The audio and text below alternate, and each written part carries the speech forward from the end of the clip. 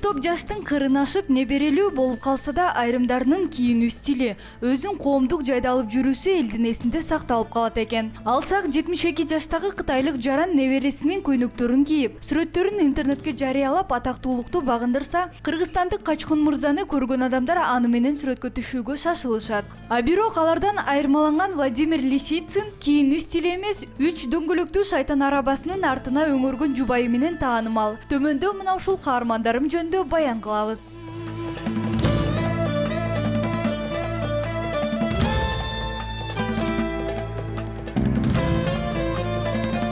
Алгач эле кытайлык модель аксакалдан баштасак, 72 жаштагы Лу Сяньпинге модель болуу сунушун модельер небереси Лу Тинин киргизген. Карыянын мындай жарнамасынан кийин Лунун эски кийимдери 4 эсе көп сатыла баштаган.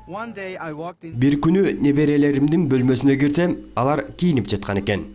Анан мен карап турбай бир кийимин кийип көрүүнү чечтим. Мага кызыккан неберелерим тез эле сүрөткө тартышып, интернетке чыгарышты. Ошентип элге тез эле таанылып, киреше таба баштадым. Лю Сяньпин мына минтип фотомодель болуп небересине киреше алып келип жатса, 59 жаштагы Качкын Кадыров аттуу мекендешибиз подиумда баспай, сахнага чыкпай туруп, жаштар менен тең жарыша кийинип, стилдүү мырза ат алып келет. Көбүнчө шаардын чоңоюп калдым да кичи кезимен. Апам ошол жерде проводница болуп иштеши, пенсия чыкканча өмүр бою иштеп жүрдү. Ошол жерде жашап, квартираны алмаштырып бери Дзержинскийде жашап, ошол жерде Дзержинкада чоңойдум да. Эсимде бар, кичи кезимде бир таякем жаңы туфли сатып алып, кийип келип, жалтыраган астроносанда мода болчу. Анын туфлисин көрүп алып, түн ичинде уктап атканда урдап кетип, 3 күн ошону кийип качып жүргөм. Анда Рамат апам кубалап жүрүп, бара туфлисин кайрадан чечип алып берген бутуман. Уже, наверное, с тех времен у меня привычка осталась к вещам таким. Көзүмө көрүнгөндүн баарын кие бербеймин деген Качкын мырза кийим аларда акчасын аябайт экен. Эгер өзүнүкүнө окшош кийимди башкалардан көрүп калса, дароо чечип таштайт. Анткени ал бирөөнү туурап кийингенди жактырбаарын айтат. Если я кийбесем, мен рабочий кийим кийип алам да, хожу, меня даже ни один никто не узнает. Думает, наверное, может какой-нибудь жолдун боюнда отурат, как жанагы эмелер, жумуш иштегендер. Думает, наверное, такой, так один, по-простому. А мына кийин чыккандан кийин эле, там вообще потом не узнают. Я себя уверенно, нормально чувствую. А когда вот это рабочее крестьянское, вот как раньше нам коммунисты предлагали, вот это оденешься во все серое, и мне кажется, я какой-то подавленный, тоже такой же серый, как и все хожу. Среди общей массы, какой-то не то уже чувствую себя, какой-то, как будто тебе в калашный ряд загнали, да, солдаттар на местные, вот так вот. Бишкек шаарынын тургундарынын көңүлүн өзүнө буруп, Сарке чатка конгон аксакалды клиптерге, социалдык роликтерге да тартылууга чакыруулар түшкөн экен. Ну, вначале нервировало меня это, ясно дело. Что ты это фотографировать? Я говорю, что ты, может, ты из милиции, ты удостоверение покажи. Что, были такие случаи.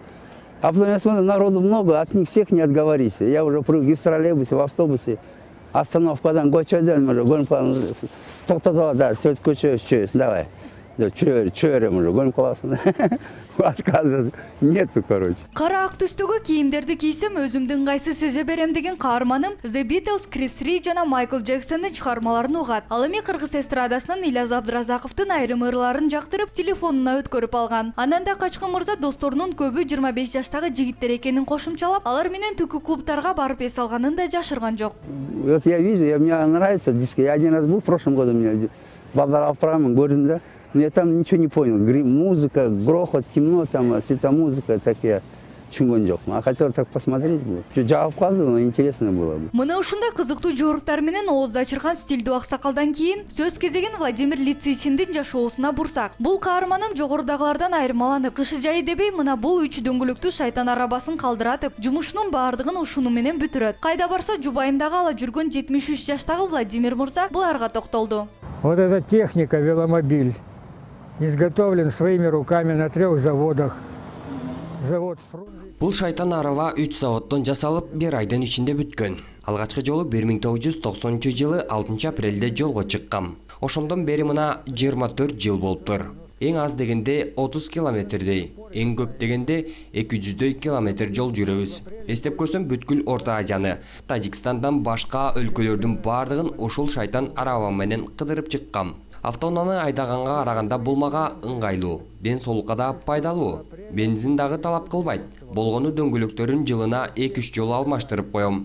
Мына өмүрүмдүн жарым бөлүгүн Кыргызстандын өңгүл-дөңгүл жолдорунда өткөрүп, ушинтип күн көрүп келем. Айрым айдоочулар мени капа кылышат. Жашы улгайып калган адам болсом да сыйлоо деген жок.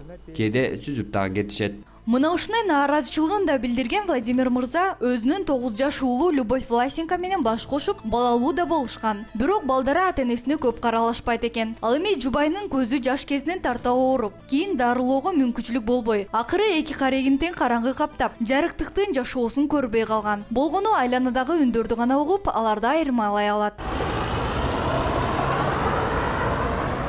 Я не кручу, силы я не трачу. А он крутит, конечно. Мен рулда отурбагандан кийин менде эч кандай деле кыйынчылык жок. Мен отурган арткы салону албетте мага ыңгайлуу. Бирок кышында тоңуп үшүйм. Ошондуктан жылуу кийинүүгө аракет жасаймын. 4 балабыз бар. Алар автоунаа алып беребиз деп деле айтышты. Биз макул болбодук. Кээде көчөдө кетип бара жатып, карасаң, тигил аксакал өзүнүн ханышасын отургузуп алыптыр деген сөздөрдү угуп калам. Бирок жүздөрүн көрө албайм. Менин арманым мына ушул. Көзүм көрбөгөнүнө карабастан биз көптөгөн жерди кыдырып чыктык. Ал жакта кандай керемет кооз жерлер бар экенин мага жолдошум баяндап сүрөттөп айтып турат. Мунун өзү деле кандай чоң бакыт. Эң кызыктуусу элден кем калбай Берметибиз ысык көлгө да барып келдик. Бирок жолдо күндүз эле жүрдүк. Ал эми түнкүсүн туш келген жерлерге түнөөгө туура келди. Бир-эки жолу мүрзөлөрдүн арасында уктаган да күндөр болгон. Мына замандаш, сиздер менен тааныштырып өткөн каармандарымдын бирине экинчиси окшошпогон жашоолору ушундай. Алардын кандай адам экенин сыртынан көрүп, жакындан биле элек болсоңуз, эми бүт жашоосу менен тааныштырып өттүк. Кийинки берүүбүздө дагы башка Бишкектин белгилүү тургундары жөнүндө кеп салабыз.